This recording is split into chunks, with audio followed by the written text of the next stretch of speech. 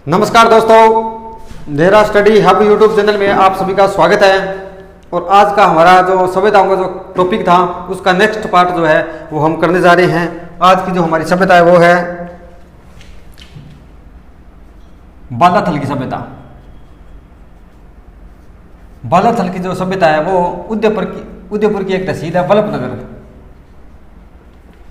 वल्लभनगर तहसील जो है कहाँ पर है? ये उदयपुर की तहसील है। इसके वल्लभनगर के अंदर एक नदी है बेड़च, उसके किनारे स्थित है कौन सी सभ्यता? बालाथल की सभ्यता। और इसके जो उत्खनन का कार्य है, उत्खनन किसने किया?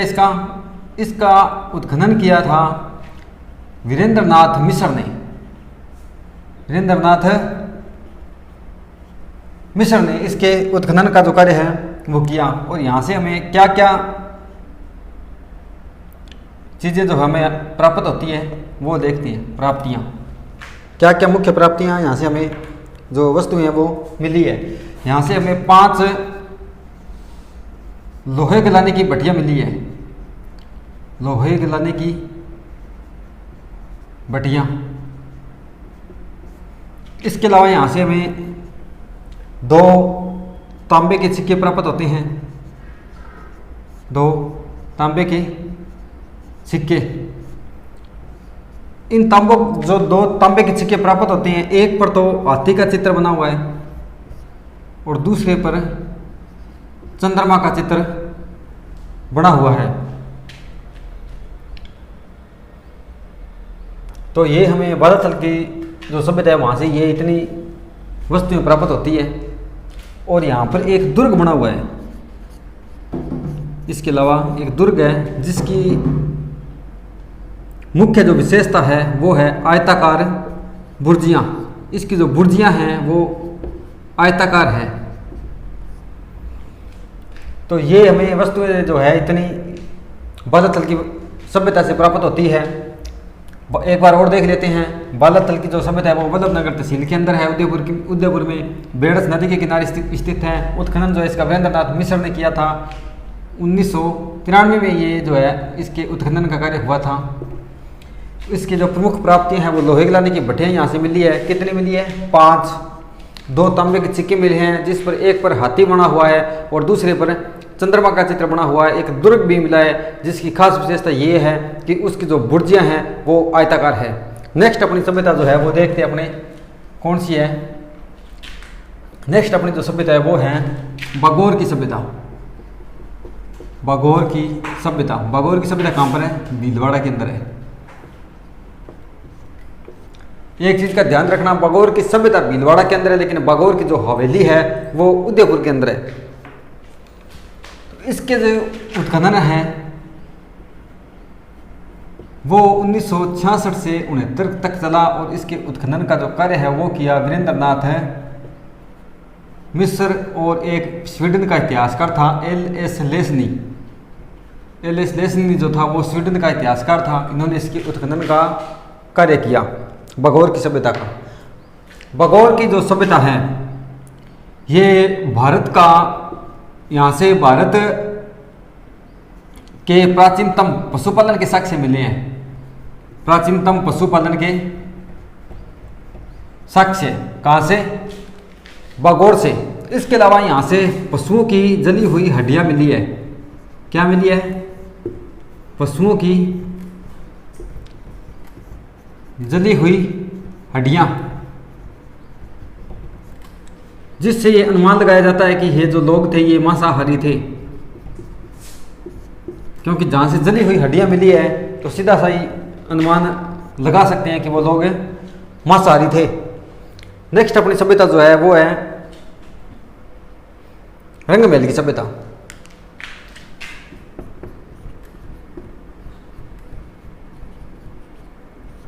रंगमहल की सभ्यता कहाँ पर है? रंगमहल की सभ्यता हनुमानगढ़ के अंदर घग्गर नदी के किनारे है और हनुमानगढ़ की पीलीबंगा तहसील के अंदर है। तहसील कौन सी है? पीलीबंगा। कौन से जिले में? हनुमानगढ़ में। और कौन सी नदी के किनारे है? घग्गर नदी के किनारे हैं। घग्गर नदी के अन्य नाम क्या है? मृत नदी, सरस्वती नदी, नट नदी और इसे कई इसके अन्य नाम हैं। और इसे राजस्थान का शोक कहते हैं। घग्गर नदी को पाकिस्तान के अंदर अकरा नाम से जाना जाता है। और इसका जो उत्खनन है वो किसने किया? इसके उत्खनन का जो कार्य है रंग महल का वो किया हन्नारीड ने। हन्नारीड भी स्वीडन के इतिहासकार थे, स्वीडन। और कब किया गया उत्खनन? उत्खनन किया गया इसका 1954 में। और यहाँ से क्या क्या वस्तुएं हमें प्राप्त होती है वो देखते हैं। प्राप्तियाँ, क्या क्या प्राप्तियाँ यहाँ से हमें हुई है तो देखिए, यहाँ से हमें एक तो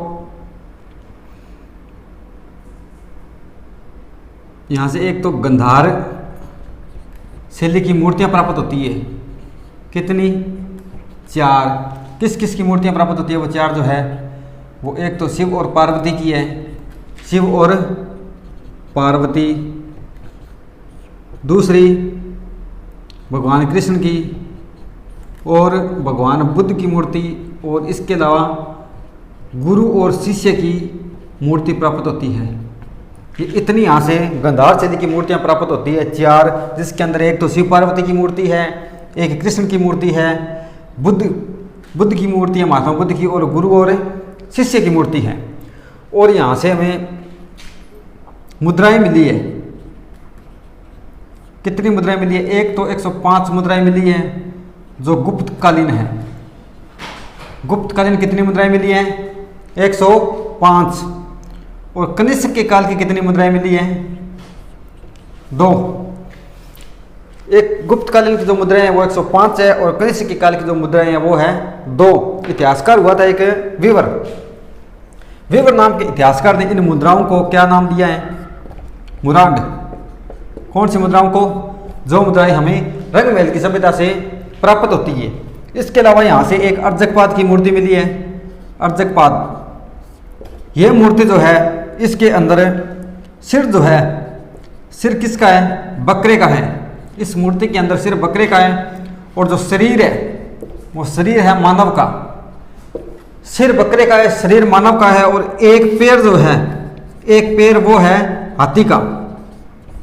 ये इस मूर्ति की विशेषता है। क्या है द्वारा? और देखिए अर्जकपाद की जो मूर्ति है वो कहाँ से मिली है? रंगमहल की सभ्यता से।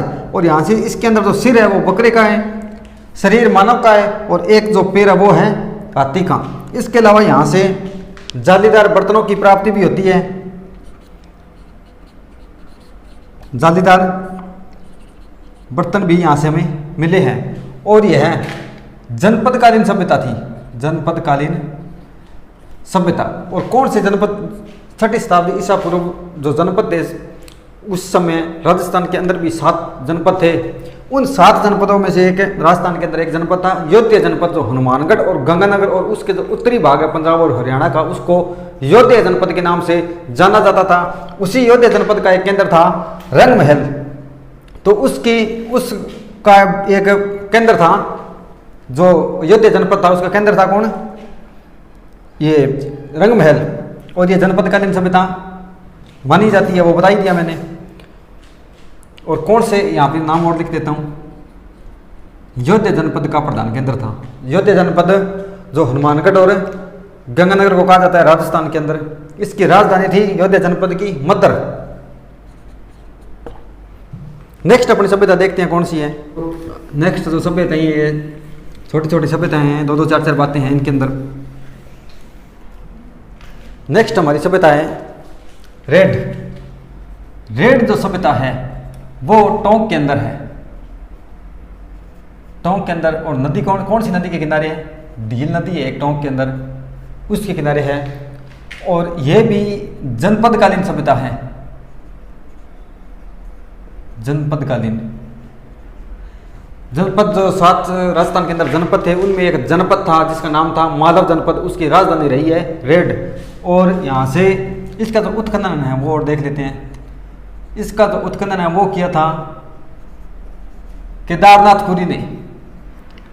केदारनाथपुरी ने रेड के उत्खनन का कार्य किया। कब किया? 1938 से 1940 तक इसकी उत्खनन का कार्य चला। और यहाँ से हमें 3075 जो है वो सिक्के प्राप्त होते हैं। कौन से सिक्के? पंचमारक सिक्के। इसीलिए इस रेड को, जो रेड की सभ्यता है, इसे एशिया का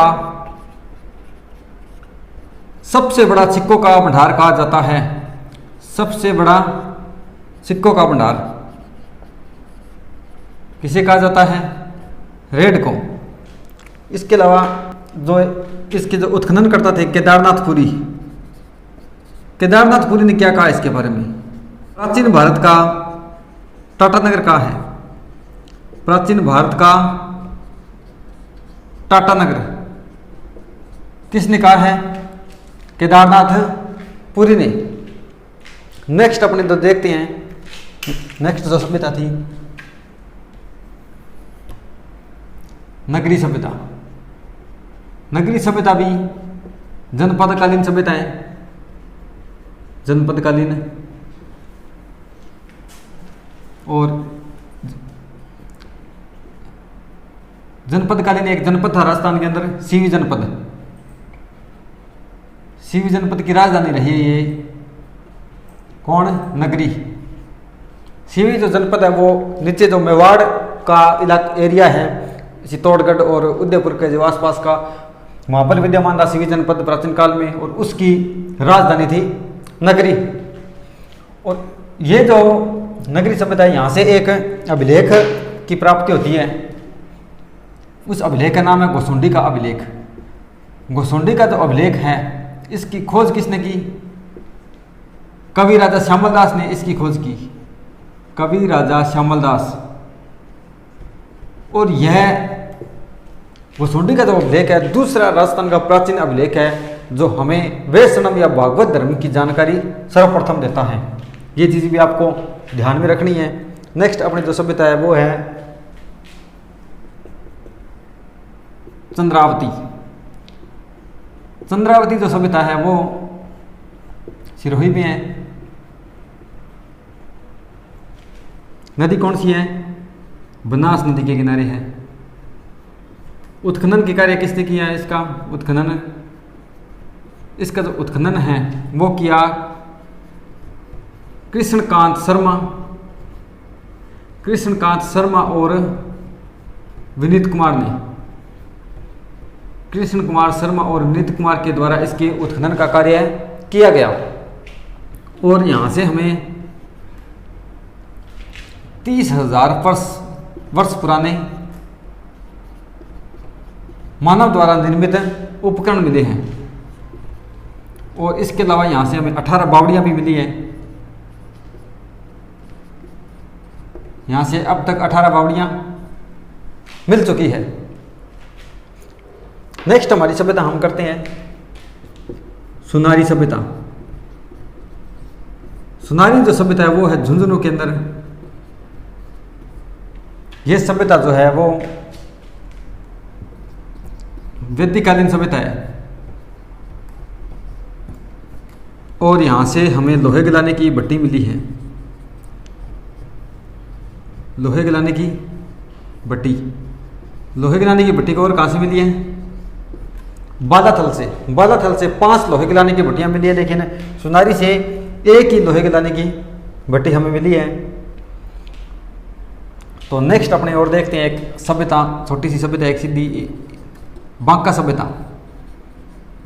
बांका सभ्यता एक ऐसी सभ्यता है जहाँ से हमें अलंकृत गुफा मिली है। राजस्थान की पहली ऐसी सभ्यता है बांका सभ्यता, जहाँ से अलंकृत गुफा मिली है, जिसे अनुमान लगाया जाता है कि पाषाणकालीन मानव ने जो उस गुफा का निर्माण किया था और विभिन्न रंगों से उसे रंगा था। और ये जो बांका सभ्यता ये भीलवाड़ा के अंदर है। कहाँ पर है? भीलवाड़ा के अंदर। तो दोबारा और देख लीजिए, रेड की सभ्यता टोंक के अंदर ढील नदी के किनारे है। और जनपदकालीन सभ्यता रही है ये मालव जो जनपद था उसकी राजधानी थी रेड। और इसके अलावा इसके जो उत्खनन का कार्य है वो किया केदारनाथपुरी ने। 1938 से 40 तक इसके उत्खनन का कार्य चला। और यहाँ से 3075 सिक्के प्राप्त होते हैं। एशिया का सबसे बड़ा सिक्कों का भंडार इसे कहा जाता है। और केदारनाथपुरी ने रेड के बारे में इसे रेड को प्राचीन भारत का टाटानगर कहा है। और नेक्स्ट अपनी सभ्यता है जनपद नगरी। नगरी भी एक जनपदकालीन सभ्यता रही है, शिवी जनपद की राजधानी थी ये। और यहाँ से घुसुंडी के अभिलेख की जो खोज है वो कवि राजा श्यामल दास ने की। कवि राजा श्यामल दास ने घुसुंडी के अभिलेख की खोज की। और यही जो घुसुंडी का अभिलेख है ये राजस्थान का दूसरा प्राचीन अभिलेख है जो वैष्णव या भागवत धर्म की जानकारी हमें देता है। चंद्रावती सभ्यता सिरोही के अंदर है। इसकी जो खोज है वो कृष्ण कुमार शर्मा और विनीत कुमार ने की थी। यहाँ से 18 बावड़ियाँ जो है हमें अब तक मिल चुकी है। 30,000 वर्ष पुराने मानव द्वारा निर्मित उपकरण भी यहाँ से हमें प्राप्त होते हैं और ये बनास नदी के किनारे है। इसके अलावा सुनारी सभ्यता झुंझुनू के अंदर है। ये भी वैदिक कालीन सभ्यता थी और यहाँ से एक लोहे के दाने की भट्टी मिली है। बांका सभ्यता जो है वो भीलवाड़ा के अंदर है। यहाँ से अलंकृत गुफा मिली है। राजस्थान की पहली सभ्यता है ये बांका सभ्यता जहाँ से अलंकृत गुफा मिली है। नेक्स्ट अपनी सभ्यता देखते हैं गुरारा सभ्यता। गुरारा सभ्यता कहाँ है? सिक्कर के अंदर है गुरारा सभ्यता। इसके बारे में एक ही लाइन है मुख्यतः। यहाँ से 2744 सिक्के हमें प्राप्त होते हैं चांदी के। गुरारा सभ्यता से 2744 चांदी के सिक्के हमें प्राप्त होते हैं। नेक्स्ट है अपनी सोंती सभ्यता।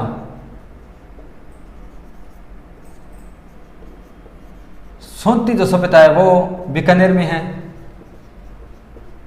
इसका उत्खनन किया था अमलानंद घोष ने। अमलानंद घोष के द्वारा इसके उत्खनन का कार्य किया गया। कब किया उत्खनन? 1953 में। सोंती सभ्यता से कालीबंगा जैसी सामग्री मिली है, इसीलिए इस सभ्यता को कालीबंगा प्रथम कहा जाता है। कालीबंगा प्रथम के नाम से इसे जाना जाता है। किसे? सोंती सभ्यता को, क्योंकि इसकी जो सामग्रियां हैं वो कालीबंगा जैसी है, लेकिन इसकी जो खुदाई है वो खुदाई का जो कार्य है वो कालीबंगा से पहले शुरू हो गया था 1953 में। इसीलिए इसको कालीबंगा सभ्यता के नाम से जाना जाता है। कालीबंगा सभ्यता की जो खोज है वो अमलानंद घोष ने की थी, लेकिन जो उत्खनन सोंती सभ्यता का उत्खनन का कार्य है वो किया था अमलानंद घोष ने। तो नेक्स्ट अपनी सभ्यता है नोह सभ्यता। नोह सभ्यता है भरतपुर के अंदर।